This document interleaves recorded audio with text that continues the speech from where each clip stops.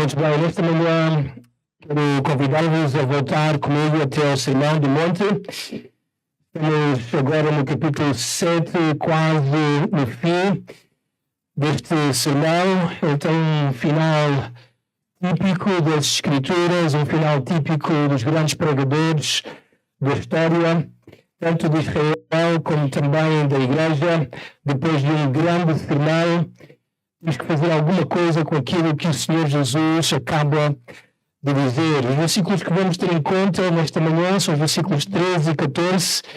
E o título em si que nós estamos a colocar esta mensagem é a dificuldade de ser salvo. A dificuldade de ser salvo. Em 2023, entre os dias 8 e 24 de fevereiro, talvez isto foi algo que viste na internet, nas redes sociais, desde aquilo que chamaram um avivamento de Asbury, numa faculdade, numa universidade ali em Kentucky, nos Estados Unidos. Vários estudantes permaneceram no local após um culto obrigatório e ficaram ali a cantar e a orar durante toda a tarde, toda a noite. E isto durou mais ou menos durante 2 semanas. Pessoas de muitos lugares dos Estados Unidos, até pessoas da Inglaterra, da Europa, viajaram para Kentucky para tentar perceber o que é que Deus estava a fazer naquela universidade e porque é que Deus estava a mover tantas pessoas para aquilo que eles chamavam de avivamento. Adoração ininterruptas durante todo esse tempo. Os observadores descreveram o evento como algo controlado, pacífico, feito de música e momentos de oração. Este evento foi tão comentado nas redes sociais que até mesmo vários pastores conhecidos, tanto dos Estados Unidos como também do Brasil, vieram falar ou bem ou mal sobre este evento e muitos, eu diria a maioria, acreditava que nós estávamos diante de um avivamento que iria expandir por muitos lugares da América e até no estrangeiro.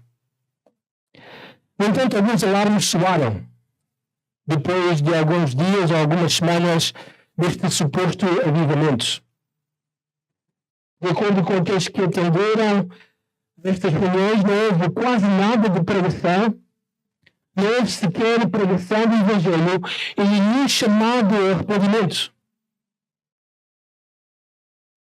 Simplesmente um convite para orarem, em alguns casos, sem explicação do Evangelho, sem chamado ao arrependimento, simplesmente para orarem, para receber Jesus no coração. Muitas pessoas se acumularam a este evento e houve grande entusiasmo durante essas 2 semanas. Mas foi só isso. Rapidamente, após alguns meses, o suposto avivamento de Asbury tinha desaparecido das notícias sem nenhum impacto nas igrejas locais e na cidade. Agora, nós sabemos que este tipo de histórias elas são comuns nos nossos dias. Muitas vezes, algum ministério, alguma igreja, algum missionário vai contar-nos que em tal lugar, em tal região, está a acontecer um avivamento ou que houve uma série de manifestações para salvação. Há missionários que algumas vezes contam tantas histórias acerca destes avivamentos que nos constrangem a nós que estamos em Portugal, que estamos na Europa, que não vemos tanto estas coisas a acontecer e faz-nos pensar que tudo é muito mais fácil lá fora e muito difícil aqui dentro. No entanto, nós temos que fazer esta pergunta. É assim tão fácil as pessoas crerem? Devemos esperar que todo o Miratejo creia no Senhor Jesus Cristo?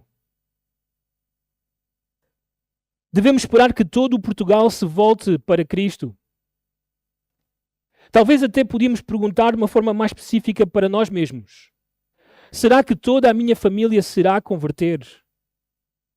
Será que todos os meus filhos se voltarão para Cristo? Bem, o Senhor Jesus responde-nos nestes versículos do Sermão do Monte. E a sua resposta é um pouco distinta, talvez, da expectativa de muitos. A porta e o caminho para a salvação são difíceis. A porta e o caminho para a salvação são difíceis. Mateus 7. Vamos ler juntos versículos 13 e 14. Diz assim então a palavra de Deus: Entrai pela porta estreita. Larga é a porta e espaçoso o caminho que conduz para a perdição. E são muitos os que entram por ela. Porque estreita é a porta e apertado o caminho que conduz para a vida, e são poucos os que acertam com ela. Até aqui a leitura da palavra de Deus. Quero convidar-vos esta manhã a ver três razões para a dificuldade de ser salvo. Três razões para a dificuldade de ser salvo.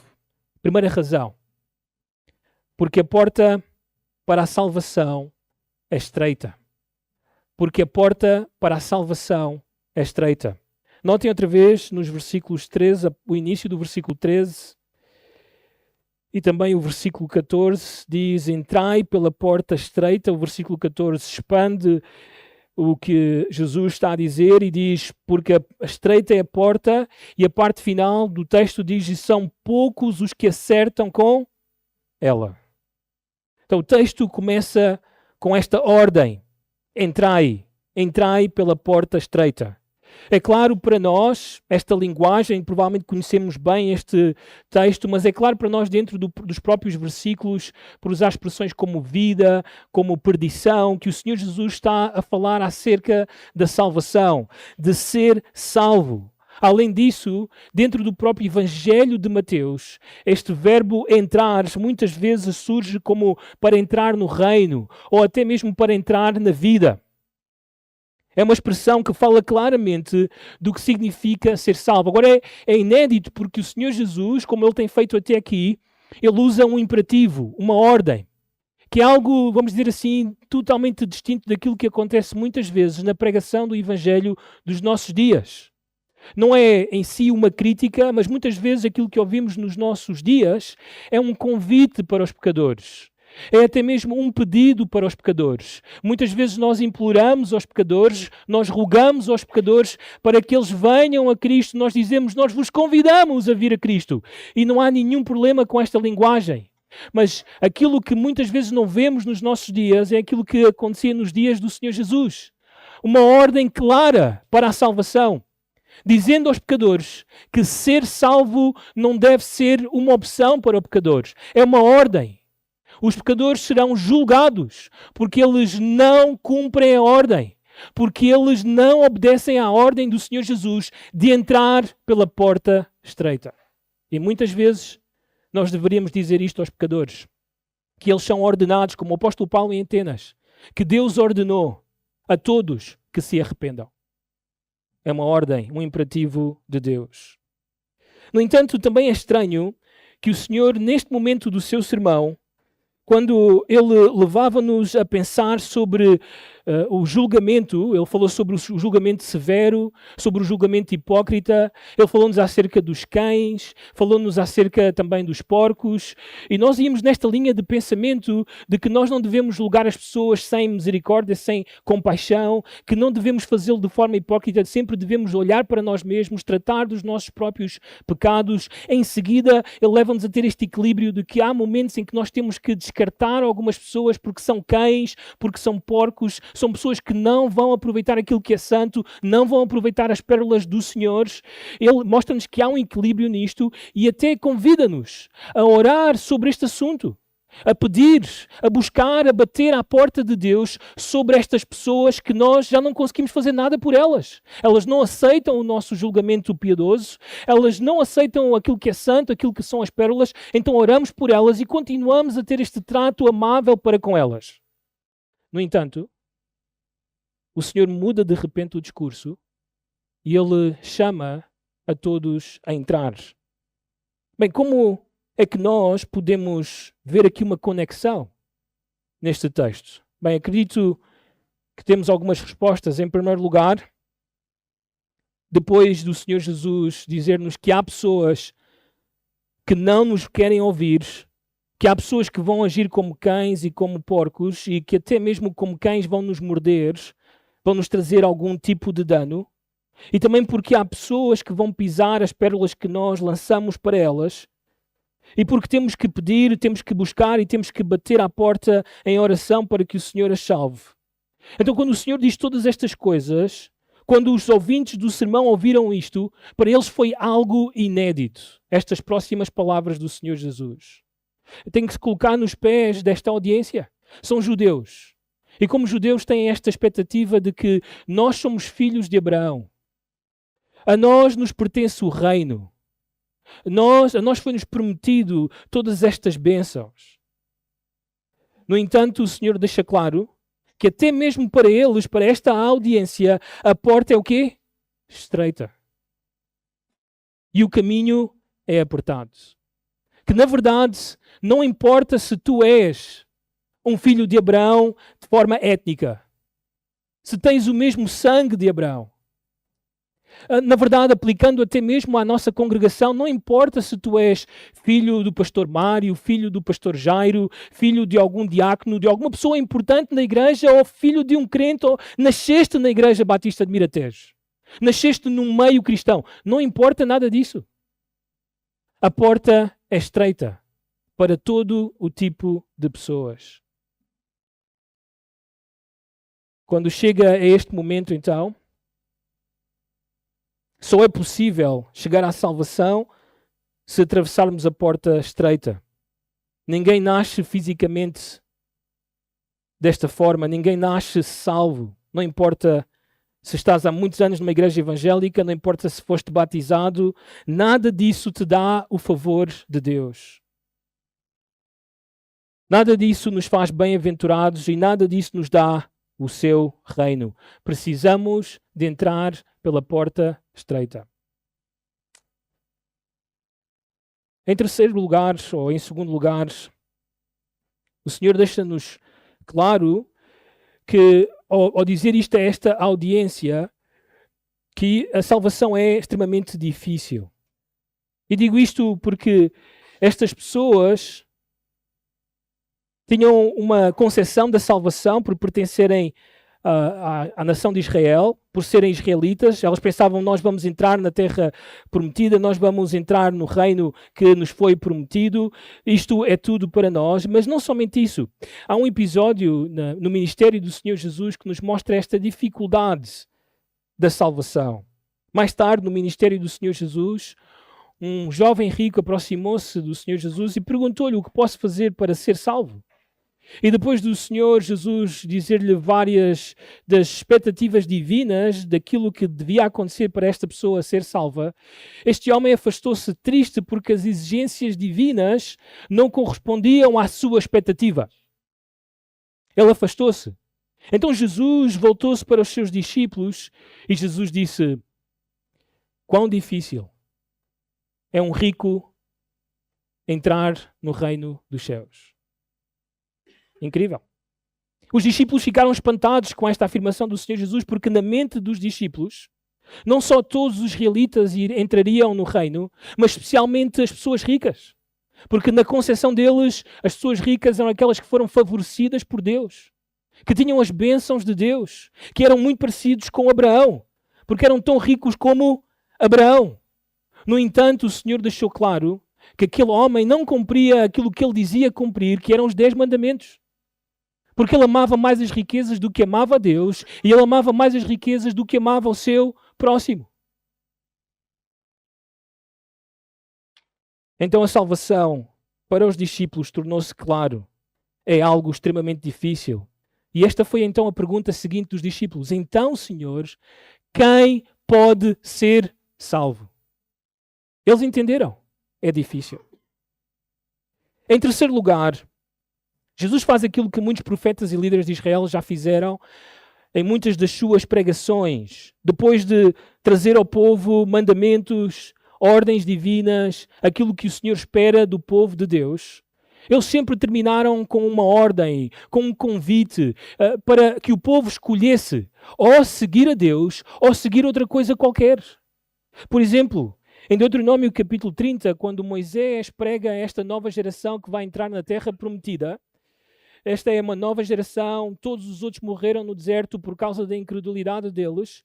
Estes vão entrar, Moisés faz 5 discursos para esta nova geração, e no final desses 5 discursos, notem o que é que ele diz, capítulo 30, versículo 19 e 20.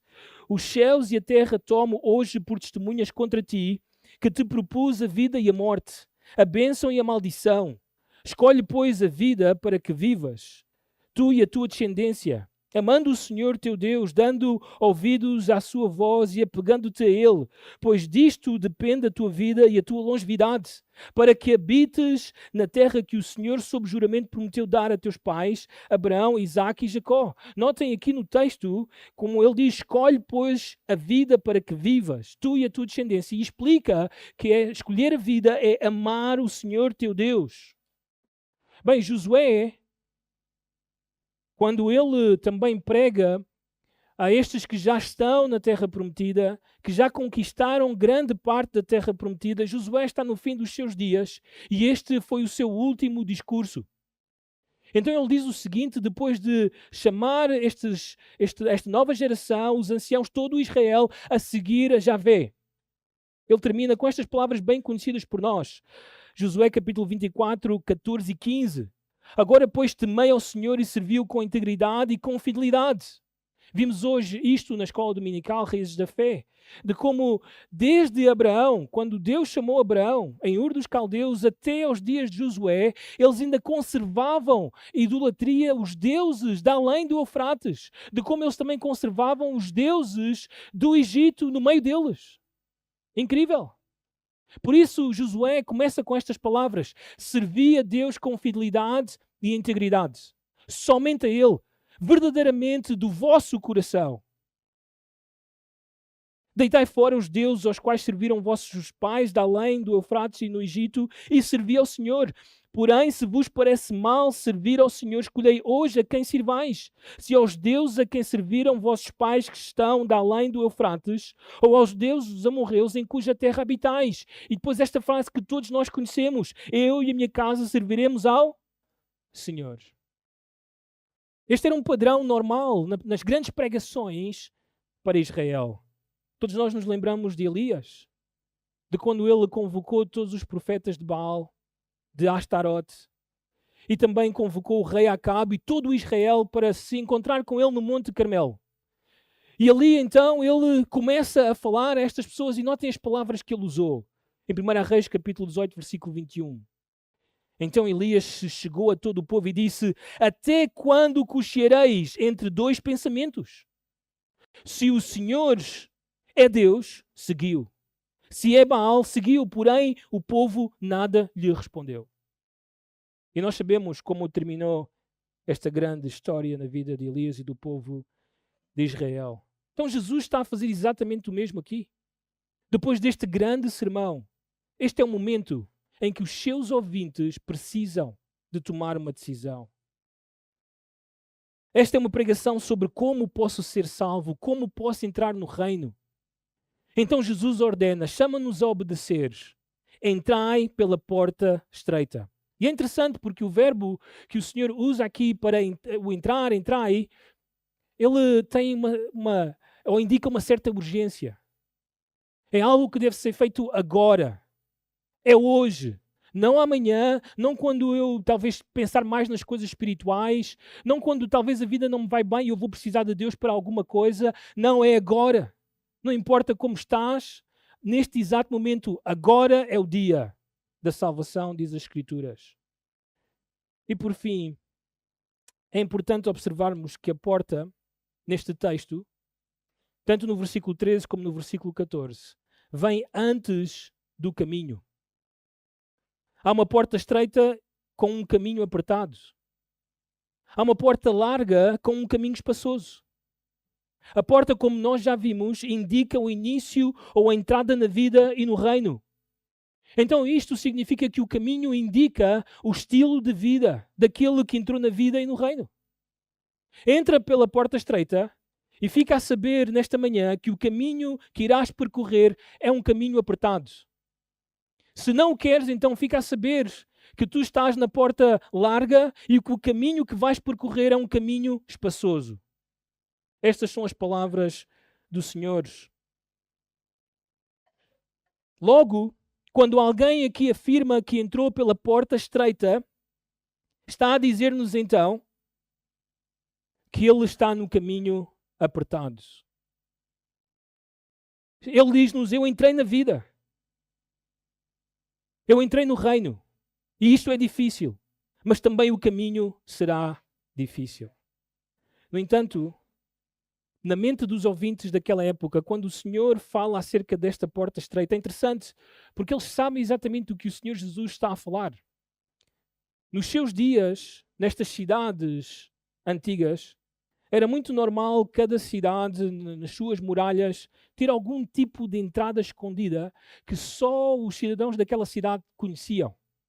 Uma porta pequena, estreita, onde normalmente as pessoas tinham que escalar para chegar ali, onde só os cidadãos da cidade conheciam como chegar àquele lugar. Estava escondida na muralha e tinha pouca visibilidade. Era difícil, porque na mente dos ouvintes, eles sabiam, esta é uma porta de grande dificuldade para chegar lá. É também restrita porque era uma porta onde só entraria uma pessoa de cada vez, não em grupos. Não podíamos levar as nossas malas e qualquer tipo de roupa. Provavelmente teríamos que escalar e precisávamos de estar leves para entrar por aquela porta. Era também exclusiva porque era uma só em toda a muralha da cidade. Não havia outra porta estreita. Só uma em toda a muralha da cidade. Então, à luz daquilo que Jesus está a dizer aqui, entrar nessa porta estreita era o mesmo daquilo que ele já afirmou até este momento: arrepender-se dos seus pecados. Esta era a mensagem de João Batista. Foi a mensagem do Senhor Jesus, será a mensagem dos seus apóstolos.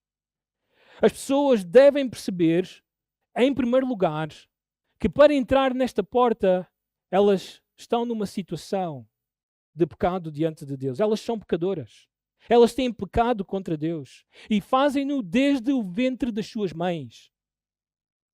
Elas, quando saem, elas vivem pelo menos de 3 formas: em indiferença para com Deus, ou em hostilidade para com Deus, ou então, porque nasceram no meio cristão, em simplesmente hipocrisia para com Deus.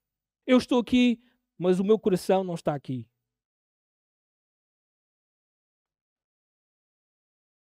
Elas precisam de entender que Deus é o Criador e que Deus também é o juiz de todos os homens. Precisam de entender que Ele é santo e Ele exige perfeição, como ouvimos no Sermão do Monte. Sede perfeitos como o vosso Pai Celeste é perfeito. E por isso o homem, então, precisa de ser totalmente perfeito, sem pecado, para poder entrar justificado diante de Deus. E eu e tu sabemos que nós não somos tais pessoas. Todos somos pecadores, não há um justo nem um sequer, não há quem busque a Deus, não há quem entenda. Então entrar pela porta estreita é confessar que nós não podemos salvar-nos por sermos judeus, por sermos de uma família cristã, por termos nascido na igreja, ou porque temos tentado viver da melhor forma possível para Deus.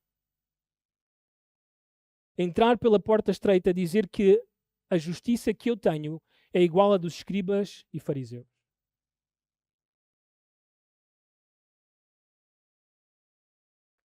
Entrar pela porta estreita é confessar que Jesus é o Senhor e de que Ele é a provisão de Deus para que eu tenha a justiça necessária para ser salvo. Só Ele pode trazer o perdão dos meus pecados. Só Ele pode tirar-me da mira da ira de Deus. Só Ele pode livrar-me da condenação eterna do meu pecado. Todos nós conhecemos este clássico livro do Peregrino, escrito por John Bunyan. E John Bunyan, neste incrível livro, conta-nos a jornada de um homem que ele chama, este é o personagem principal, o protagonista da história, que ele chama de o cristão. E ele lembra-nos nesta história do cristão que o cristão carrega um fardo pesado. E este fardo representa na história os pecados do cristão. E que ele também veste trapos. E que estes trapos eles simbolizam ou representam a sua vida sem justiça necessária para a salvação. E esta situação do cristão perturba-o. Ele vive angustiado, a sua família não consegue ajudá-lo, nenhum dos seus vizinhos consegue ajudá-lo e ele vive em grande perturbação. Ele caminha com este fardo, suportando o peso da culpa e sem ter ajuda de nada nem ninguém. Então a liberdade chega a cristão quando ele chega até à cruz. Quando toda a sua carga lhe é retirada. Quando ele reconhece a sua condição de perdido e clama por salvação a Jesus. Para que isto aconteça hoje nos nossos dias, este é o cuidado que precisamos de ter. Porque não queremos imitar aquilo que aconteceu em Asbury. Não queremos um grupo de pessoas simplesmente a cantar bonitas músicas para Deus.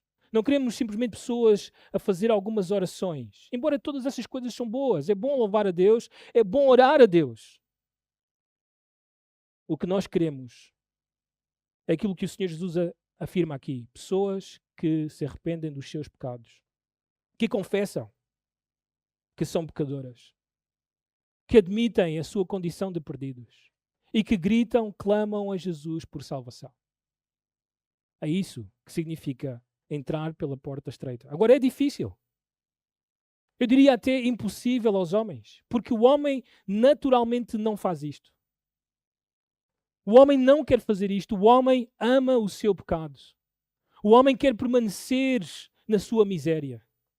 O mendigo não quer deixar a rua. Ele quer viver naquele estado.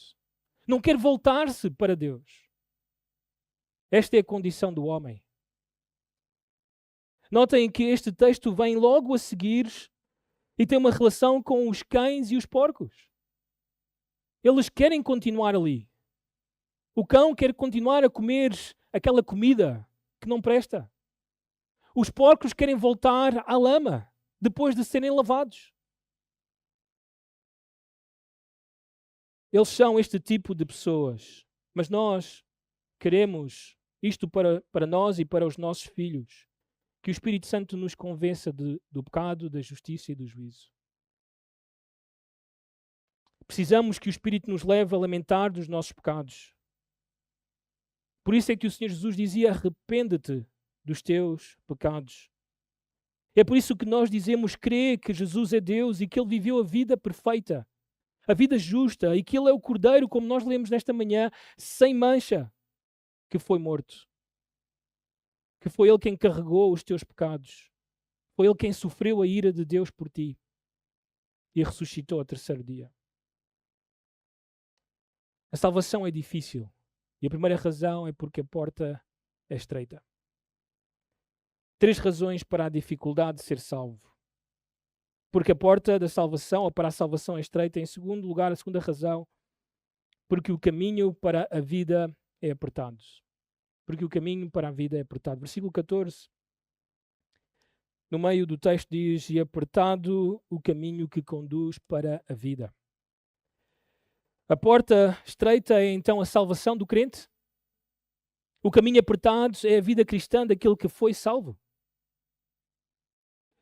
Isto, dentro do Evangelho de Mateus, a expressão caminho normalmente é usada para falar do caminho da justiça ou para a justiça que João Batista proclamava.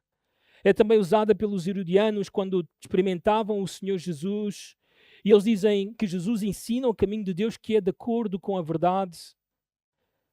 Mas não somente isto, de acordo com o Antigo Testamento, a palavra caminho, muitas vezes também traduzida como vereda, é uma metáfora para falar não só da verdade de Deus, mas também do andar, do estilo de vida, da ética, da moral de uma pessoa.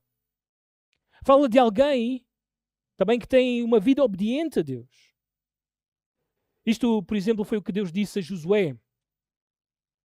que ele não podia desviar-se nem para a direita nem para a esquerda do seu livro da lei, indicando que há um caminho onde Josué tinha que percorrer para manter-se obediente à lei de Deus.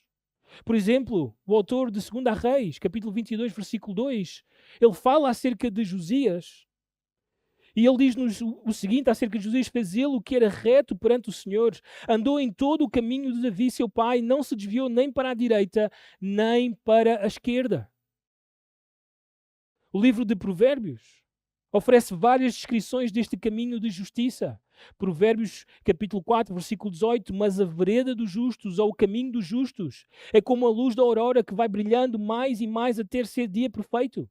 No mesmo capítulo, versículo 25 e 27, diz: os teus olhos olhem direito e as tuas pálpebras diretamente diante de mim, ou diante de ti. Pondera a vereda de teus pés e todos os teus caminhos sejam retos. Não declines nem para a direita nem para a esquerda, retira o teu pé do mal. Quando entramos no capítulo 5 e também damos um salto até o capítulo 15, muitas vezes o caminho é chamado de caminho da justiça, caminho ou vereda da vida. E muitas vezes o autor de Provérbios faz um contraste entre este caminho da vida e o caminho que conduz para o Seol, para a sepultura, para a morte. Então a referência de Jesus ao caminho apertado, que conduz à vida, e ao caminho espaçoso que conduz à destruição, seria evocativa de todas estas referências, de tudo aquilo que já foi ensinado no Antigo Testamento. Esta geração que está a ouvir o Senhor Jesus sabia, o Senhor está a falar do nosso estilo de vida. Está a falar da forma como vivemos, nós que dizemos que lhe pertencemos. Logo, a pessoa que está no caminho apertado, cujo caminho é apertado, é a pessoa à nação de Israel, que tem um pacto com Deus, a quem Deus fez uma série de promessas. Eles chamam-se a si mesmos o povo de Deus. E o Senhor Jesus está a dizer àqueles que se dizem povo de Deus: alguns de vocês estão no caminho apertado e alguns de vocês estão no caminho espaçoso. Este caminho apertado, com uma porta estreita, fala acerca da dificuldade que há no caminho. É um caminho difícil. É o caminho que ele mesmo já descreveu no seu sermão.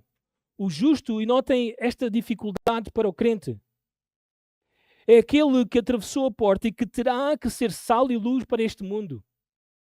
O crente é aquele que deve perdoar quando for ofendido ou quando pecarem contra ele. O crente é aquele que é chamado a ser fiel ao seu cônjuge, desde o seu coração. O crente é aquele que é chamado a ser íntegro nos seus negócios, nos seus relacionamentos. O crente é aquele que é chamado por Deus a amar até mesmo os seus inimigos. Ele vai ter que ter cuidado de não andar ansioso com a sua vida. Ele vai ter que ter cuidado para não procurar viver uma vida cristã para que os homens o vejam. Mas ele deve fazer todas as coisas para Deus e esperar a recompensa de Deus. Ele deve ter cuidado de não viver para as riquezas e viver somente para Deus. Obviamente, quando nós olhamos para todas estas coisas, nós dizemos: este é um caminho difícil. Este é um caminho apertado. Mas este é o caminho da cruz. Este é o caminho que o Senhor Jesus falou, que o crente que o quer seguir tem que negar-se a si mesmo. Não pode mais viver para si mesmo. Tem que carregar a cruz, que era um símbolo de morte. Logo, o crente tem este chamado de viver até morrer para Cristo. Mas não somente isso. Ele deve carregar a cruz e ele tem que seguir o Senhor Jesus, as suas pisadas, viver como ele viveu, andar como ele andou. Certamente, este é um caminho difícil, caminho apertado. Este é um caminho que está cheio de dificuldades, de provas e tribulações. Tantas vezes no nosso meio nós partilhamos estas provas, estas tribulações que enfrentamos. Sabemos bem as dificuldades que o nosso mestre enfrentou e as tribulações que tanto ele como os seus discípulos enfrentaram. Jesus deixou claro neste sermão que os justos vão ser perseguidos por causa da justiça e por crerem no Senhor Jesus. Mas esse caminho apertado é também o caminho para a salvação, o caminho da vida. Neste mesmo livro do Peregrino, quando o cristão estava a caminho da cidade celestial, ele já era crente, ele já era salvo. Tanto ele como muitos dos seus companheiros. E juntos, muitas vezes, enfrentaram muitas dificuldades no caminho, na estrada para a cidade celestial. Eles, por exemplo, enfrentaram aquilo que eles chamavam o pântano do desespero, que simbolizava um lugar de dúvidas e temores que quase os afogou. Por exemplo, o Vale da Sombra da Morte, que foi simbólico para ataques espirituais até mesmo diabólicos. E muitas vezes também a solidão do cristão. Muitas vezes também ele falou da feira das vaidades, onde eles foram ridicularizados, onde eles foram perseguidos, presos e alguns dos seus companheiros foram mortos. E é interessante também que neste clássico há atalhos para tornar mais fácil o caminho difícil do cristão. Mas quando ele se meteu nesses atalhos, ele encontrou maiores perigos para a sua própria vida. Então todo aquele que atravessou, que entrou pela porta estreita, deve mostrar isso com o seu caminho, com o seu andar. Todo aquele que entrou pela porta estreita tem que saber que o caminho que tem pela frente é um caminho difícil. Muitos, ao longo dos anos, mostram que realmente nunca entraram pela porta estreita por duas razões simples. Primeiro, porque o seu próprio caminho não é um caminho de justiça, mas de injustiça. O padrão da sua vida é um padrão de pecado e não de santidade. Mas também porque muitas vezes, quando enfrentam dificuldades, provas, tribulações, ficam desiludidos com Deus, ficam desiludidos com o Evangelho, com a igreja e abandonam a verdade. 3 razões para a dificuldade de ser salvo. Porque a porta para a salvação é estreita, porque o caminho para a vida é apertado. E por fim, porque a maioria entra pela porta larga e percorre o caminho que leva para o inferno. Porque a maioria entra pela porta larga e percorre o caminho que leva ao inferno. Versículo 13. Larga é a porta e espaçoso o caminho que conduz para a perdição, e são muitos os que entram por ela. É óbvio que a porta larga é um contraste com a porta estreita. Dentro deste sermão, esta porta larga é a porta dos escribas e dos fariseus. É a religião das obras, a religião que procura a aprovação dos homens, a recompensa das instituições humanas, que procura a sua própria satisfação, que vive segundo o seu próprio interesse. A porta larga é a crença de que se eu vou à igreja, eu estou bem diante de Deus. É a crença de que Deus é amor e Deus nunca iria enviar alguém para o inferno. É a crença de que eu fiz uma oração para aceitar Jesus em algum momento da minha vida e isso foi suficiente. Mas agora eu vivo como eu quero, sem obediência a Cristo, sem amá-lo, sem interesse pelo seu reino. Esta é a porta larga. E esta porta larga conduz a um caminho espaçoso, que é um caminho fácil. É um caminho atraente. É este caminho onde eu vou à igreja e nós cantamos, eu vou à Universidade de Asbury e nós cantamos, fazemos algumas orações, eu sinto-me bem ali, onde a palavra não é ensinada, nem é pregada, eu não sou chamado ao arrependimento, a uma transformação do meu coração.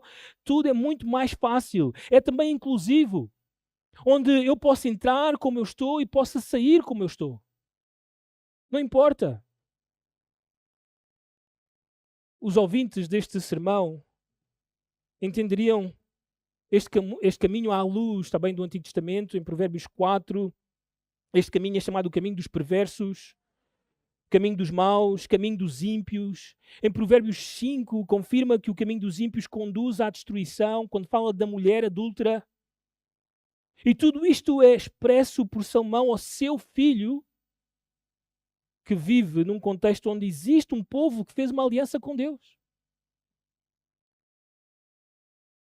Então Jesus afirma que a maioria das pessoas passará por esta porta larga, que vai pelo caminho espaçoso, deixando claro que esta será a preferência da maioria. De que a maioria quer continuar no seu pecado, quer continuar segundo os seus próprios interesses, de que a maioria não quer a mensagem de Jesus. E sabe, irmãos, esta tem sido a realidade que tenho vivido na minha vida cristã. Vocês sabem, muitos de vocês sabem, eu cresci na Igreja Batista do Barreiro. Nós éramos, no momento quando eu comecei a ir aos jovens, com os meus 12 anos, éramos cerca de 50 jovens. As reuniões de jovens eram super divertidas. Nós jogávamos a bola, o evangelho era pregado constantemente e todos parecíamos ser cristãos ali naquele lugar. É incrível. Eu pus-me a contar, depois de alguns anos, destes 50 que fomos à igreja, terminamos sendo 7.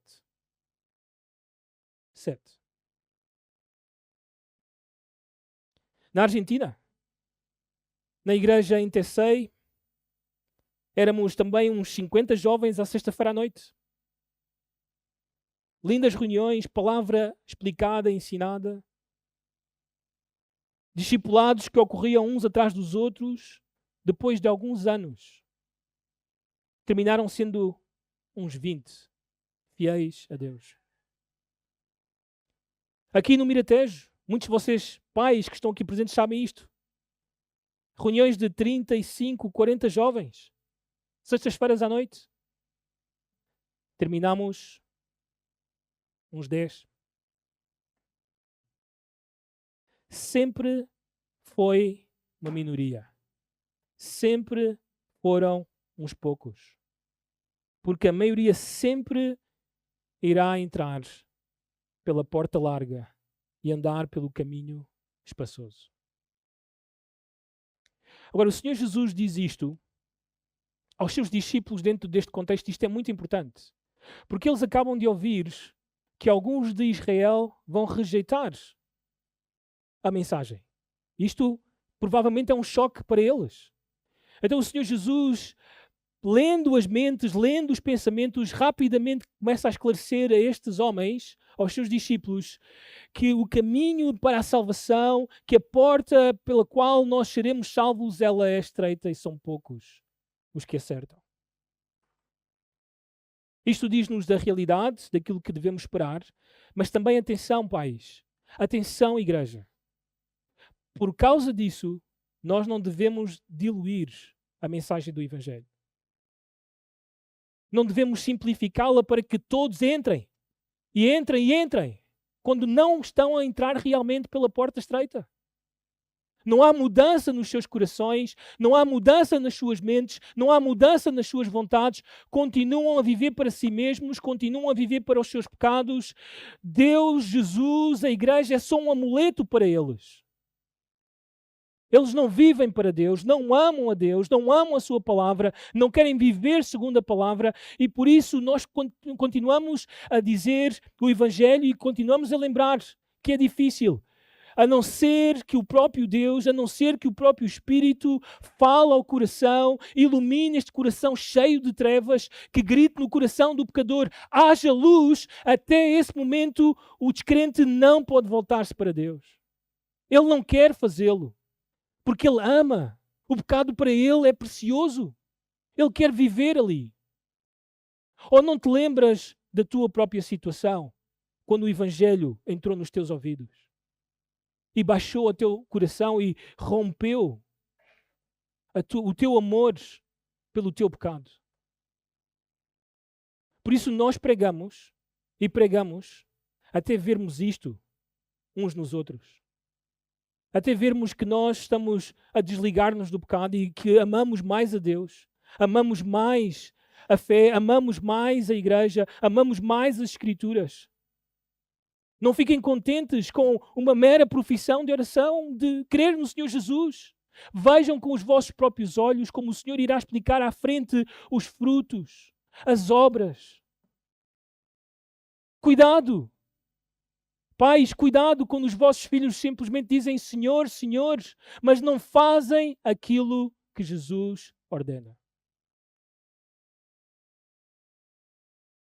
A porta é estreita, o caminho é apertado. São poucos os que acertam com ela. 3 razões para a dificuldade de ser salvo. Vamos orar.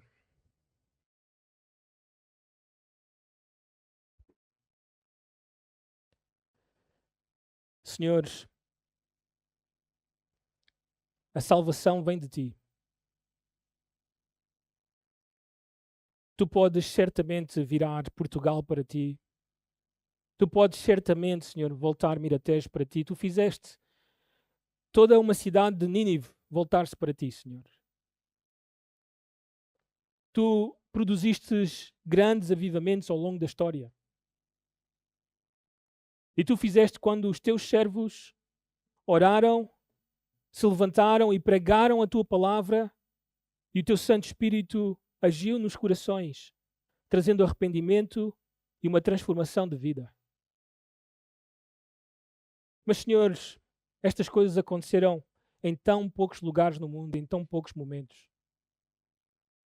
Na verdade, aquilo que tem sido constante, aquilo que nós temos visto ao longo da história, é que são poucos aqueles que se salvam.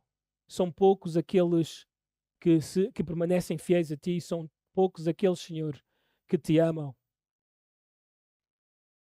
Senhor, oramos para que todos nesta sala estejam confiantes de que receberam o Teu Santo Espírito e de que nasceram de novo, de que Te pertencem, de que aquilo que o Senhor pregou no Sermão do Monte é a realidade das suas vidas. Não perfeita, certamente, como não é a minha, mas, Senhores, com o Teu Santo Espírito no Teu poder, vamos vivendo segundo a Tua vontade. Oh Deus, salva os nossos filhos. Não permitas hipocrisia, fingimento, falsidade, mas verdadeiramente toca os seus corações para que se voltem para Ti, quando o Teu Evangelho, quando a Tua palavra foi pregada para eles, Senhor. Tem misericórdia dessa geração. Trá-los para Ti, Senhor. Só Tu podes salvá-los. Só Tu podes abrir os seus olhos. Só Tu podes tirá-los da morte para a vida. Oramos, Senhores, confiados na Tua misericórdia e na Tua graça. No nome do Senhor Jesus. Amém.